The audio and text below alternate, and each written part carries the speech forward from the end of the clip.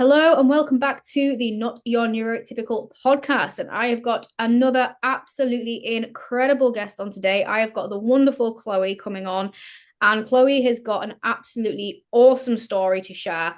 And the work that she's getting into, which she will come and obviously talk to us more about, is something that when she told me what it is that she did, I just had this kind of light bulb myself to be like, oh my God, so many people need this. So I'm really excited for this chat and I know there's going to be so much value. But Chloe, that really awkward thing that we all have to do you mind just sharing a little bit about who you are, what it is that you're doing, what it is that you're going to be doing, and just we'll get it out there now. Where can people find you on social media so they can come and follow you? Of course, of course. So, as you mentioned, I'm Chloe Ellis. So, I'm the creator of the Neurodivergent journal, Unmasked and Becoming. And it is a journal specifically for those who are late diagnosed. Mm-hmm. And they're going through that period of, I've just been diagnosed. Who am I? What's going on? How do I go on from here? So I started that about a year ago when I got diagnosed. I was diagnosed ADHD and autistic, and it was a complete shock. Mm-hmm. I'd gone through life thinking, okay, I'm ADHD, probably. And it was sort of like a self-diagnosis. And I used to work in a very, very intense industry, which was the film industry. And I was a producer. So it was very fast-paced, just craziness all the time. So I never really thought into much of it because I was just too busy all the time. And I think that's, if you've got ADHD, that's probably perfect for you.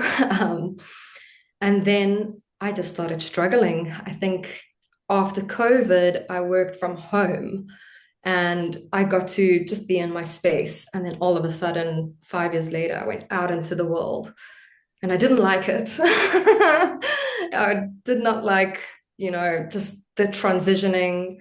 There was so much going on and I wasn't coping. It was fatigue and burnout just constantly and consistently. So I seek my diagnosis and I went and said, listen, I've got ADHD. Give me the pills. Give me the good stuff. I need to start coping. So I need help. Um, and the doctor looked at me and he was like, you remind me of my best friend. He's a lawyer. And I was like, oh, okay, cool. He's like, yeah, he's autistic. I was like, ADHD, you mean? He's like, no, autistic. And he was like, I've got a really great recommendation for you to go see some specialists in Cape Town. It's called the Neurodiversity Center. And that's when I started my deep dive into researching what autism is, because it was something I saw on TV a lot. I don't think there was a lot of education about it at all in my history, at least. And hopefully that changes for sure. But I seek my diagnosis and I got a very, very high score.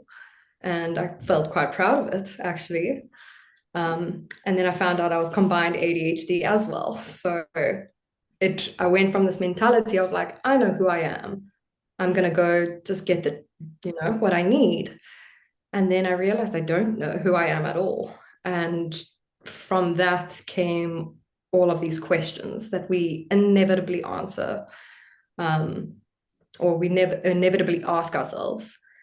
And I just had to really do the deep dive in the work. And I think I was researching so much and it was telling me what is autism, what is ADHD, but it wasn't explaining what it is to me.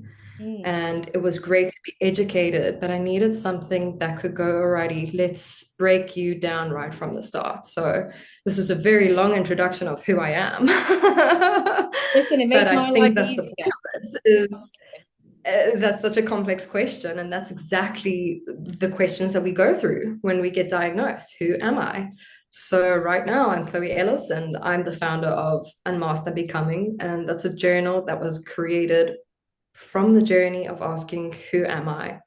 And turns out I'm a autistic ADHD advocate. And I never thought I was going to introduce myself as that ever. And I wouldn't change a thing about it. So Amazing. that's me. Absolutely. So what I found really interesting from that story was, everyone's diagnosis journey, especially late diagnosed women, which obviously is your kind of area of specialism, which I thought would be really, really good to chat about today. Everyone's diagnosis journey is so different from having conversations, right? Some people I've spoken to I've actually got a client at the moment who went to see a psychiatrist for her mood. And then it was, you've got ADHD and autism. And she was like, what? I've came here to talk about depression. There's some people that get those signals and signs because they see things on social media and then they get curious. So my journey was, a few people made comments, are you so ADHD? And I was like, no, that's the naughty little boy who's running around, disorder. That's not me. And then obviously, as you do, you read up a little bit more. And someone who I trust deeply suggested, you do have traits and there are overlaps with X, Y, and Z. So that made me curious. But what I went into my diagnosis with, and a lot of women do, that journey is almost this sense of imposter syndrome of, I think I might have ADHD, but I almost feel like I'm wasting their time. Are they not going to Yeah. trust me? Are they not going to believe me? And what I found interesting from your journey is it almost sounded with the ADHD like you didn't have that. Like it was more of a, I'm pretty certain I have this thing. Give me the help I deserve. So what Yeah. gave you that energy? Because you mentioned that you had symptoms and you kind of noticed it for quite a period of time. So do you mind just explaining that to me? Because I think that's quite a unique perspective. I think, when I was a kid or a teenager, I was always very stuck in my own head. And I knew that was different. I knew that it wasn't normal to sit in school and struggle to concentrate or struggle to finish my homework or something like that. So I knew there was what we called ADD back in the day. There was two differences. And you had, the boys in class who were hyperactive, and I was just the quiet one. Those were always the comments. Chloe is very quiet, but she needs to work on her grades. And no one really saw anything. And I knew like I shouldn't be focusing on how to say concentrate in my mind instead of concentrating, if that makes any sense. But I was just so inside of my head.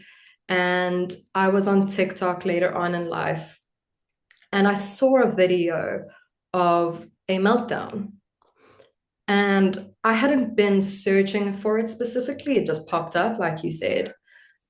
And the meltdown that this woman had was she was trying to take clothing off of the clothing rack, and she went to town on this clothing rack. And it was actually really sad to watch because it was a very serious video.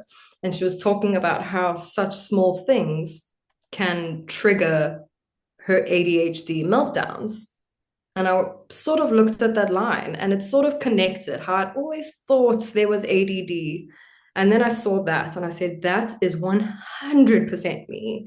Like I can really handle a lot, but give me a clothing rack or give me something small that is going to just tick me off a little bit. And I would go into full meltdowns like that. And I was very prone to meltdowns. And I hadn't gone through an autism, TikTok train yet, but I could find the similarities with myself and these ADHD traits. So I went down into it and I saw there were sensory issues. There was eating disorders. There was so much that I related to. And I was like, okay, well, this sort of affirms it for me. So now that I know you know, what is up with me, I can sort of unmask a little bit and go, oh, okay, like I've got sensory issues. And then I was just very, very open about it. And like I said, when I got to work, they were like, there's some help that you can get. Hint, hint, nudge, nudge. Like, we don't want to have to deal with you. And so I was like, okay, like I really need to graft. I've got quarterly targets to make. Like I just need to stop being so overstimulated. I think that was a big problem. And I think it also just enhanced so much when I had my child. And motherhood tends to bring out every trait under the sun because you are not only in postpartum, you're constantly in a state of overwhelm and overstimulation. And my meltdown started getting worse. My tolerance started getting worse. Everything just sort of kept piling up. But then we had an excuse for it. It was postpartum depression. There was always something that's so when I got the ADHD, I was like, okay, well, that's it. Like now I know. And it all sort of clicks into place. 100%. So you're now going down this route of the journals and, really wanting to create something really cool to help people on this part of their journey. What for you was that this is it? Because it's a great idea. Like I remember Yeah. that period after the diagnosis of ADHD and feeling really, lots of different emotions. And then even now I feel like I'm still unmasking to an extent of like, right, well, that's just who I am and becoming that. So what for you was the idea? Like, where did it come from? Was it through your own journey? Was it through connecting with people? Like, where did it come from? Because it's awesome. I'm just really curious. Oh, thank you so much, first of all. And I also I think it's a great idea because it was something that I really needed at the time. Mm. I got my diagnosis, and I think my whole life I had, I've gone, okay, this is what I'm going to do. This is how I'm going to do it, and this is who I'm going to be. And I'm going to fake it till I make it. So I had to put on the persona. I was the film producer, put on the blazer, do this, do the job, talk to people type of thing. And once I got my diagnosis, I almost found it hard to keep that act up. Mm. It was like a unnatural unmasking, if that made sense, because I had already started my unmasking journey before that, because it was the ADHD that I was unmasking. So I already had this identity, and then it just disappeared. Everything that I thought I knew sort of just went away. And I had to sort of trace back and go all the way back to when I was a 3-year-old and go, oh, that's why I was walking on my tippy toes like that, or that's why I was doing this all the time during concerts. That's why I was stimming. This is why I'm absolutely petrified of butterflies, petrified to the point where I had panic attacks. And it all just started to click. And then I realized I had no idea who I was. And I was really, really intrigued to find out because what I was currently living, it felt too much like an act. And I had to go, all right, I've got a function. Let me put my face on. Hi, I'm Chloe. And then I would leave that function and go, oh, I hate this. I absolutely hate this act that I'm putting on. It's exhausting. It doesn't fulfill me. And I went through quite a big depression. Like, so I'm gonna start tearing up eventually. So excuse me. um, but I think I went through like an existential crisis. Yeah. I would sit in traffic in the morning for about an hour and a half and just sort of look at everyone in their cars and everyone on their commutes just doing the exact same thing. I would go to work, do my targets, call the clients, deliver the deliverables, sit in traffic, come home, then do the motherhood routine, and everything just started feeling like a task. And I didn't feel like I had any identity, like I was just ticking off something off a list. There was no purpose, there was no life. And I went to that really dark place of what is the point? What is the point of all of this? Like now I'm autistic, I'm ADHD. I realize I don't like the life I'm living. So what do I do? What do I need to do? How do I do it? Where do I do it? Like I just went down the spiral. And everyone started to notice. And I think that was the hard part. My dad came to me and said, I don't recognize you anymore. You seem like a shell of a person. And he saved my life. He could see that I was in an industry that was signed too many NDAs, so I can't say too much about it. But it was slowly destroying my soul. And not that they weren't good times, but for the person that's, I became in my 30s, it was not for me. And he said, I'm going to give you an out. Take a sabbatical. You need to figure you out because your son needs you right now and you're not there. And I got really sick as well from burnout. And I had to heal. I was forced to heal. I think as a mother, especially, like a lot of the time, you have to just keep going. You don't have the choice. Like there's someone that's completely dependent on you. And I forced myself into a self-discovery and I went through the questions. Who am I? Like, what do I want? What do I actually love in life? What do I need right now to be okay? What support do I need? What do I need to heal from when I was a kid? Now I've realized all of these little pieces are coming together and my childhood is making more sense. So how do I really look at who I was and get back there before I became the person that I was forced to be in society, who I put a brave face on and said, I'm just like you, look at me, like fake it till you make it. And that sort of evolved and I found myself and with the most amazing support. And I've got my best friend who she encourages it like you wouldn't believe. And she joined in with me, and it was so much fun. And I got to be a kid again, like all those little things that I hid because I thought people didn't think it was cool. I got to do again. And we used to have Harry Potter nights, and she bought me like the Harry Potter ties, and we would just dress up and go crazy and pretend we were witches. And it was like I was a 10-year-old again. But when I was 10, I was pretending to be 20. So it was such a 180, and it sparked this joy in me that sort of led me like a compass, I say. And it was these little things. Like I said, I'm the biggest fan of Harry Potter. So I started decorating my house with little Harry Potter things. It's not too noticeable, but it's everywhere now. And it made me so happy. And that was when I clicked. I was like, well, what else am I going to do that makes me this happy?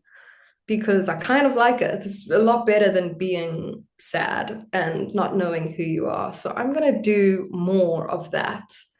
And it evolved into bigger, bigger, bigger, bigger things.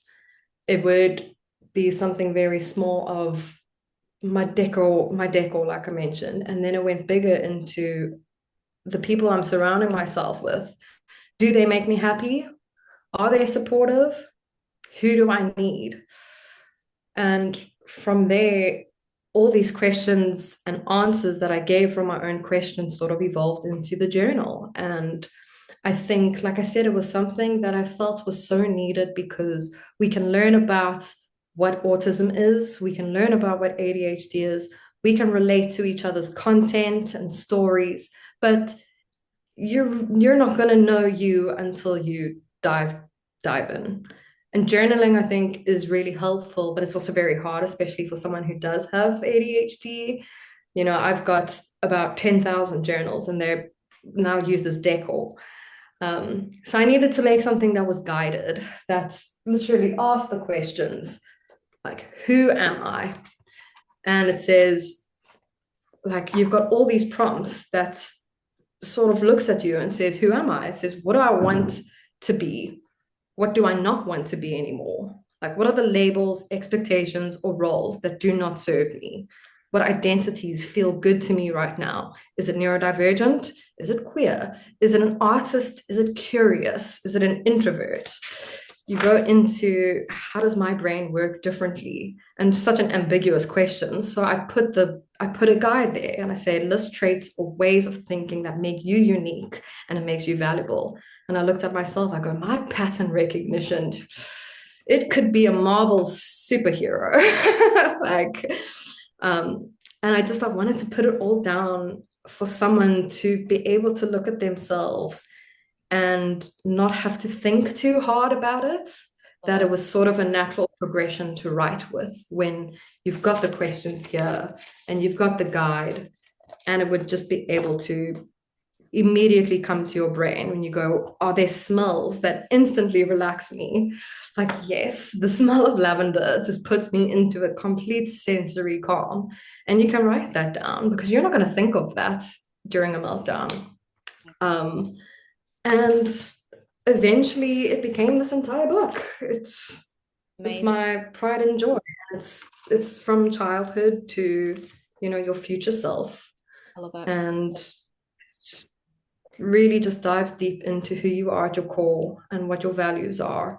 And once you figure out what makes you happy and who you are as an individual, that's when you start to thrive. That's when you can love yourself unconditionally. Yeah. And that's I really love that word thrive, because that is something that I'm very similar with you in terms of actually you can not just survive, but thrive. And yeah. people might be listening to this who maybe haven't gone through that process of diagnosis yet, or maybe are just curious and they're listening, they don't have ADHD or autism, and they might listen to that and go, gosh, that sounds very, very dramatic. Finding yourself, like it's just ADHD, it's just autism. But actually, you are completely right. Like when you have been masking for 5, 10, 15, 20 years, you do kind Mm. of suppress, who am I? What do I enjoy? What do I do for fun? No, 100%. And you also go seek help and you don't get the answers. You get told, oh, you've got anxiety, or you should go on the pill. Yeah. This is what I got my entire life. And it wasn't necessarily that I was thinking, who am I the entire time? I was thinking, what is wrong with me? Mm. Why do I struggle? Why is it so easy for that person to wake up and just go conquer the day? And for me, it feels like the most painful experience to just be. Yes. And that's why it's so important. And whether it's ADHD or autism or anything else, I just think it's so important to dive into who you are as the individual, neurotypical, neurodiverse, anything. I think really looking into who you are is the best thing that you can do for yourself, because we live in a world where we compete with other people and we try show one up of the other person. Yeah, You've always got to be better than this. You've got to do better than that. absolutely. And that's just gonna it's gonna drive you mad. But when you go, okay, this is who I am, this is what I need, this is what makes me happy, this is what does not make me happy. Okay, I'm starting to understand, and I can start to set boundaries. I can start to have self-respect. And I think that's the big key is the self-respect and the self-love. Yeah, and self-respect doesn't always mean it's, when we think of self-respect, we often think of like a very calm, self-love and bubble baths, but actually self-respect can be making really, really hard decisions. Like you said, you were in, the film industry, and I'm sure, obviously, I don't know what the industry is like, but I'm sure everyone listening, we think it's, you tell someone you're a producer in the films, it's status, it's power, it's money, it's all these incredible things. You might have had friendships and relationships that you've put up with for 5, 10, 15 years. And self-respect can actually look like doing really hard things, like quitting a stable job, actually cutting off people in your life that don't serve you, and making really, really not so easy decisions that allow you ultimately, though, to be happy. So you've obviously mentioned that what kind of allowed you to really go all in on making you happy was almost kind of hitting rock bottom. What is your hope It with was. the work with the guides that you're creating, the journal, and maybe other things that what do you think people need to know and understand to go after that self-discovery? Because what we don't want is you burn yourself into the ground, you feel all this confusion, the shame, this overwhelm, and it's that then triggers, a really dark place that triggers you to go on self-discovery. So what do you think people need to know and understand to go I after think self-discovery? I think it's more awareness that we need to do about it, because you're only going to know that stage until you get diagnosed. And I feel like it's something, unless you've already self-diagnosed and you're a confident person, but there's a lot of us that get this diagnosis and it's like this immediate, oh crap, I need to do this whole, how do I do it? And I think it's unstoppable when you find out about yourself too late. And that's why, we're talking about late diagnosis, because you've already have your whole identity. I was 31 years old. I was a mother. I had made a career. So I think it's more about talking about the awareness of going, okay, you've just been diagnosed. Here's a guide for your journey so that we can try help you not get to the place where we had to go through. We don't want you to get to burnout. We don't want you to get to a depression. We want to support you and we want to be here with you, and we want to change the narrative completely of what a diagnosis is. It's just a part of a new journey. It doesn't have to be an existential crisis. And the thing that gets me the most is I'm on all the Facebook groups. They probably hate me right now because I'm just like, look at my journal. But the question that I see the most is, hi, I'm 34 years old. I've just been diagnosed. I don't know what to do. I feel so lost. How do I unmask? And it's a question that is just repetitive, repetitive. So what if we get to a point where we're talking about it enough that these 16-year-old girls in school know about it? Mm. There might not be, in hopefully sooner, but let's talk in a decade's time, there might not be such hectic, sorry, I say hectic a lot, I'm South African. There might not be such intense cases of late diagnosis, especially in women. We could just band together as a community and say, do you know what? The younger generation, we've got you. We've got your back this time. And we're going to guide you through it. And you don't have to get to where we were. You don't have to go down that spiral. And I think a lot of the time it's really hard to open up to someone, and to be vulnerable. But you can be vulnerable with yourself. You're already in your head. So you may as well just put it in a book and you can have your little guide with you. And it's something that you don't have to go step by step. There's no rules. It's not like you need to do this time, or it's a date from A to B, or it's something that's, as soon as you feel a little bit overwhelmed or a little bit confused, you can sort of just go through it. And I think my hope is that it gives you a little bit of relief during your journey, and mostly just support. Yeah. In terms of being realistic on this, because when I first heard the term sort of unmasking and sort of came to understand it, my thought process was, well, okay, so very sort of literal thinking, that little bit of autism in me was like, okay, so what I'm going to do is I'm going to understand how ADHD manifests in myself, and what I'm going to do is then just be this person. Because when you think of unmasking very literally, it's like, take it off, that's who you are, that's who I am now. But I'm now a year and a half, coming up to 2 years post diagnosis for ADHD, and I'm in the process of autism, and I still feel like I'm unmasking. So a word that I like to use is unlayering, because I think Mm. the longer you've gone masking, the more layers. If you think about it, it's like putting on different coats every time that you just and you strengthen that coat. You've got to take time. So what do you think is like realistic for people that need to understand? I don't want to scare people and be pessimistic, but I also don't want Mm. people thinking like I did. I was really disappointed. I thought I'm going to understand myself and that's it, and I'm going to thrive now. but it isn't like that at all. So what do you have any sort of words of wisdom or guidance on that for people? I think, in general, healing is not linear.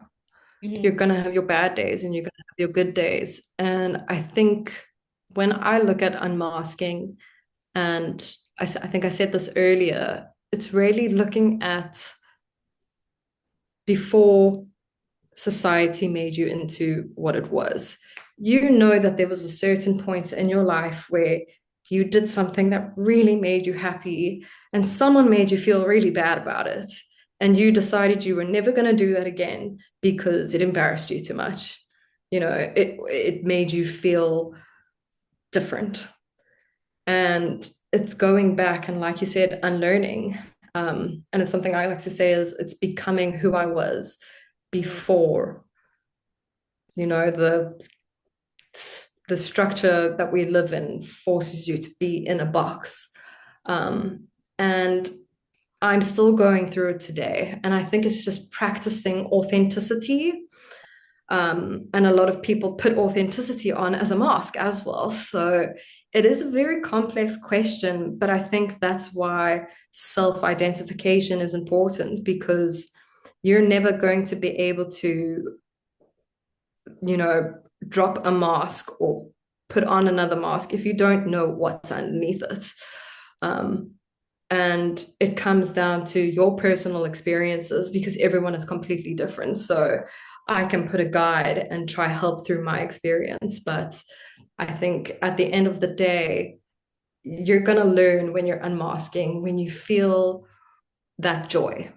And I think we all know that joy. I think there's a term for it. I think it's autistic joy, where you, you feel it for the first time in so long, and you go, wait, this makes me happy. Like, why wouldn't I want to be like this all the time?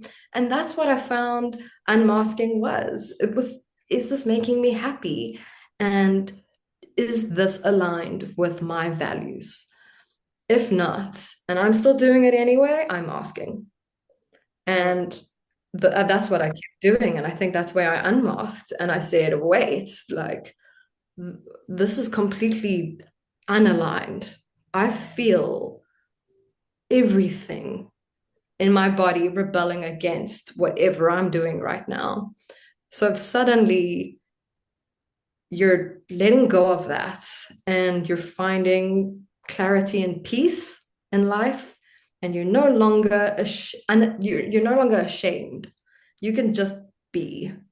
Absolutely. That to me is unmasking, and it's hard because I still have my days. I'll go out to a party and do the that's small talk, love it, sky's blue, and I feel like really uncomfortable, and then I have to go, okay, but what is actually going to make me happy right now in this moment? I'm going to be honest, and I'm going to say, do you know what, I need to go home. Like, this isn't for me right now. And I think that's the word, honesty. Are you being honest with yourself, or are you faking it? Absolutely. And it's that self-awareness to know that, isn't it? Because I think when you live in that neurotypical society where, like you said, that sort of, leaving the party early and stuff isn't socially acceptable, and that's weird, and you are always going to run into these roadblocks. And obviously it would be great to live in a world where we did have that adaptability, and I think there is definitely more understanding. But I also think we as the minority almost have to have an acceptance that we are good, the majority is going to be the way, and it is in any form of life, right? We go with the majority when it's a general election, when it's what do we want for dinner, we go with the majority, and that is the way of life. And that is how, that's why things are going to be the way they are. But like you said, it's that self-acceptance to know, well, we don't always have to, just because that is the way things are and the way people do things. Have that self-acceptance, and like you said, self-respect and self-love and self-compassion, and that all comes from learning to know when to say yes and know when to say no. So on this note then, and I think as we're so sorry. Okay, go for it. I think the important thing is like the community that is coming together and banding with each other, and we're standing up for each other. And I'm going, this doesn't feel okay. And you're going, you're right, it's not okay. And then that person is doing it, and so on, so on, so on. Has become a worldwide community now, whereas before I didn't even know about it.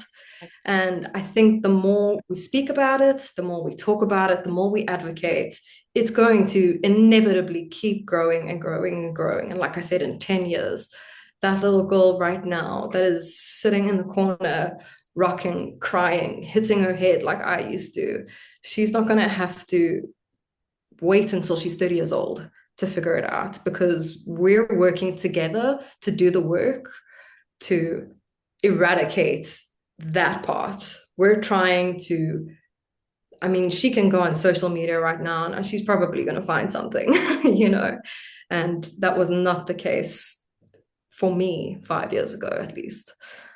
So it's just the community coming together, and, you know, we've just got to keep talking about it and being loud and being proud. Yeah, and on that note, then, so obviously with the journal being quite something new, and obviously it's in its very early stages of getting circulated, getting the awareness, getting the growth. You've gone from being in an industry which is, big and bold and obviously being top of the game in that, to now starting this amazing little business. Now, obviously, right now it is small and it's growing and it's flourishing and it's in that really awesome new stage. But what's the vision, right? Because when we start something like this, yes, it's passion driven, but also for every ADHD driven business owner that I've ever met, an autistic, it's that mission, because they've been on this journey, and it's not just a case of, oh no, I fancy making a journal. It's like, no, I really want to make a difference.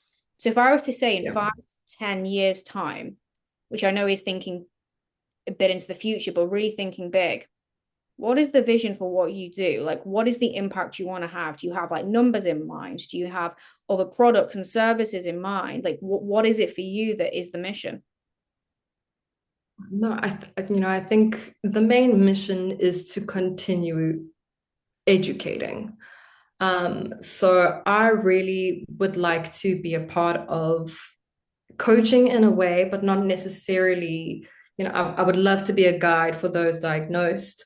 But I would love to go into the industries that I was in, or even corporate industries, and start teaching atypicals about that as well, neurotypicals. Um, because I've been in diversity sessions where they were talking about diversity and also talking about how important it is to make eye contact. And once I got diagnosed, I was like, wait, that's wrong. That's wrong. Um, People don't know that, and people don't understand it. And we live in a world where it's made so hard for us to just be. So, how can I make that easier? So, how can I start educating not only people who have been diagnosed, but, so a great example is my father. Um, he was completely like, what is that? That's not even a thing. To a year later, he's now understanding his own neurodiversity, and he's admitted it online on LinkedIn as a businessman in his 60s to 70s with a whole bunch of other businessmen to 60s and 70s, and he's advocating. I'm like, that's incredible. And now they're talking about it. And this 70-year-old man is telling my dad about his daughter. And that's what we need to do, is just continue that momentum of educating.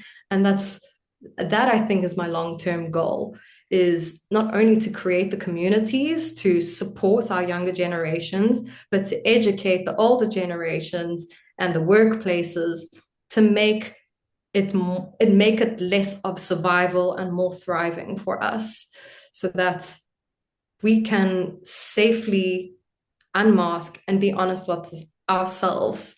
And we already got taught from the workplaces when COVID hit how easy it was to still keep going afterwards. We got to start working remotely. There was adapting to it. And now I can see that sort of going backwards. And I'm going, well, we need to continue going forwards here. Like, there's a lot of people that don't work. There's a lot of autistics that do not work because they cannot cope. They can't cope with the environments. They can't cope with the schedules. Or, ADHD and 9 to 5 is torture for them. So how can we just continue creating more tools, creating more awareness, and a much broader understanding in society of what it is. And if that's keynote speaking, if it's doing coaching in businesses, going to HRs, and also educating them about neurodiversity, because I was in a position, like I said, having an HR workshop on diversity where she said, "You are rude if you do not look me in the eye." And there was a complete misalignment there. And I'd like to change that, at least in the circles that I know. And if it can get bigger and bigger and bigger, and we can connect more and collaborate more, and that's the goal, I think. And, I do want to make more of these tools. I think I'm still going to go through journeys myself after this, and what's going to come next, I don't know. I think I'm creating an energy tracker as well. And I think that's so important to really recognize what empties your cup and fills your cup in the day. And we don't always notice it either. Like the heat right now is killing me.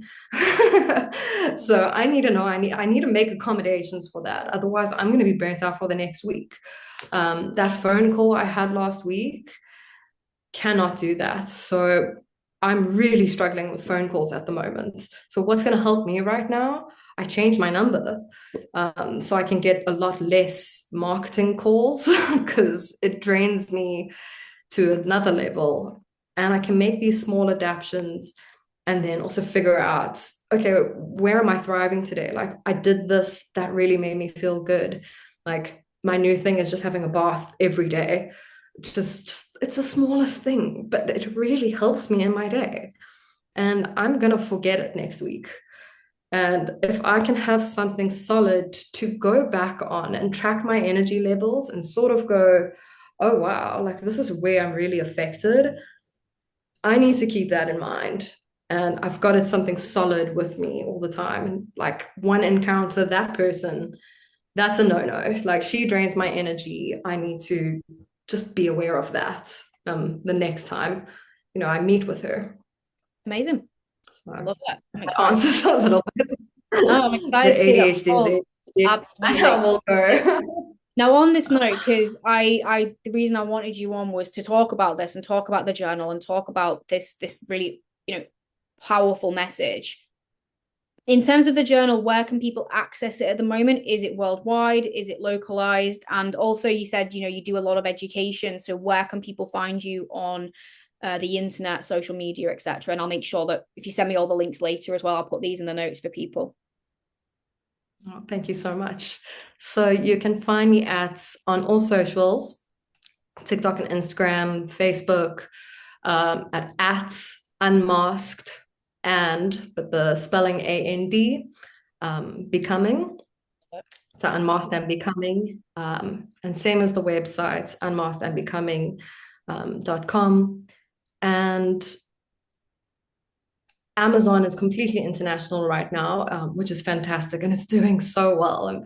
It's blown my mind, really. It's been 2 weeks, and I can't believe the reach that it's made already. It's incredible.